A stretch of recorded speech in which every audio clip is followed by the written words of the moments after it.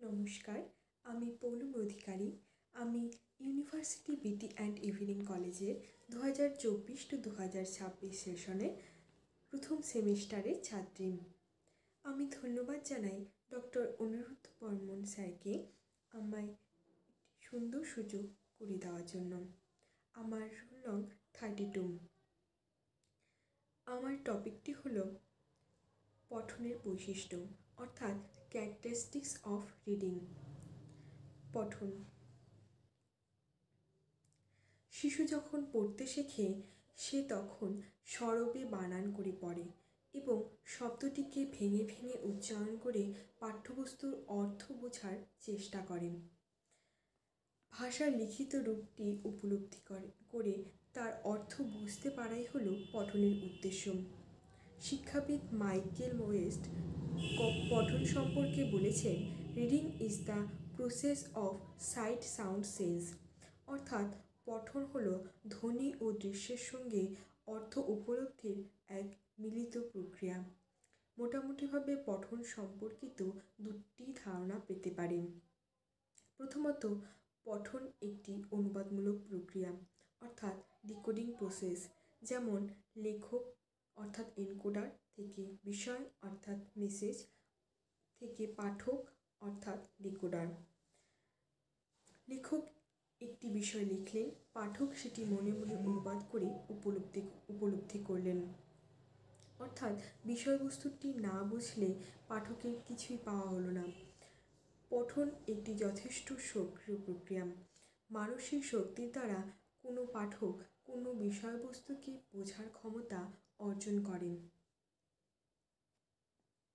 পঠনের বৈশিষ্ট্য, অর্থাৎ characteristics of reading. পঠনের বিভিন্ন বৈশিষ্ট্য রয়েছে। 1. উদ্দেশ্যমূলক, অর্থাৎ পারপোজফুল। পড়ার উদ্দেশ্য সম্বন্ধে পাঠক সচেতন থাকবেন।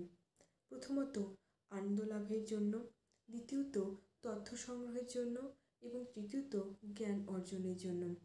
এছাড়াও নানা রকম উদ্দেশ্য নিয়ে মানুষ পড়াশোনা করেন। 2.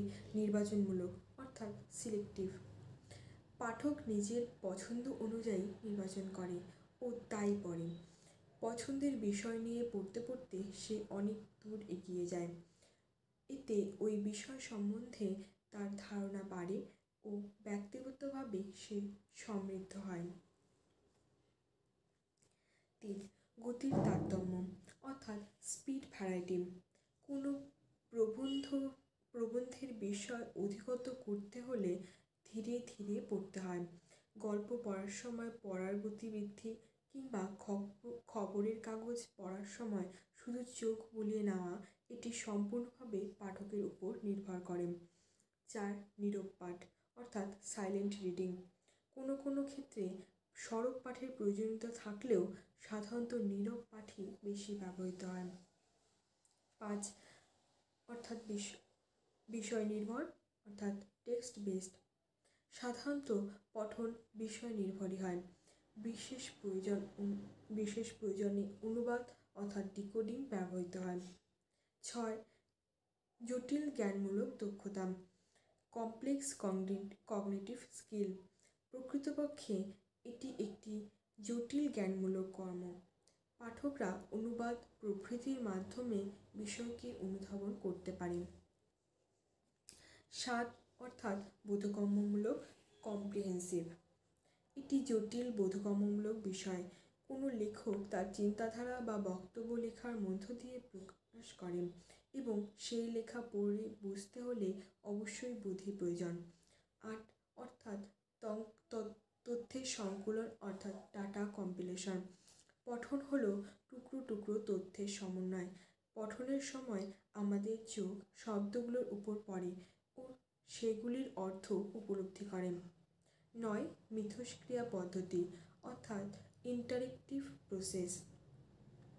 লেখক যা বার্তা দিতে চেয়েছেন পাঠক তা অর্থ উপলব্ধির মধ্য দিয়ে আত্মস্থ করেন। পাঠকেরও সেই বিষয়টি উপলব্ধি করার প্রয়াস করতে হয়। এভাবে পারস্পরিক চেষ্টায় বা মিথস্ক্রিয়ায় পাঠকের কাছে মূল বার্তাটি পৌঁছে যায়। 10. মূল্যায়ন পদ্ধতি নির্ভর, অর্থাৎ ইভ্যালুয়েটিভ প্রসেস। পঠন মূল্যায়নমূলক।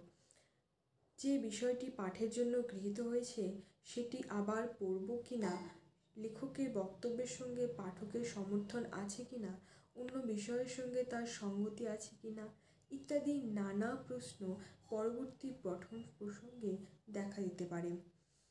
11 শিখন পদ্ধতির অর্থাৎ লার্নিং প্রসেস। পঠনের সঙ্গে শিখনের একটা অবিচ্ছেদ্য সম্পর্ক আছে। বিষয়টি পড়ে কতটা শিখলাম তাও মূল্যায়ন করা যায়। 12 পরিকল্পিত পদ্ধতি অর্থাৎ স্ট্র্যাটেজিক প্রসেস।